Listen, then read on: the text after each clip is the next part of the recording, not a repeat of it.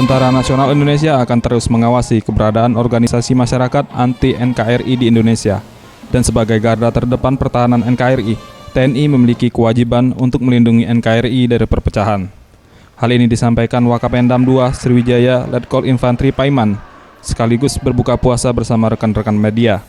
Menurutnya, dalam mencegah agar ormas-ormas anti-NKRI agar tak berkembang di masyarakat, terutama warga Kota Palembang, pihaknya terus melakukan sosialisasi kepada setiap komponen masyarakat tentang pentingnya 4 konsensus dasar Pancasila, Undang-Undang Dasar 45, NKRI, serta Kebhinneka Tunggal Ikaan.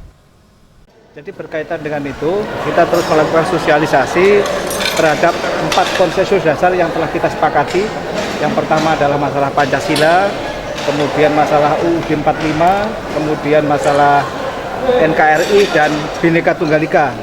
Ini terus kita tanamkan, kita sosialisasikan kepada komponen masyarakat agar 4 konsensus dasar ini bisa dipahami dan diimplementasikan oleh seluruh komponen masyarakat. Tadi saya sampaikan masalah Kebhinneka Tunggal Ika, ya.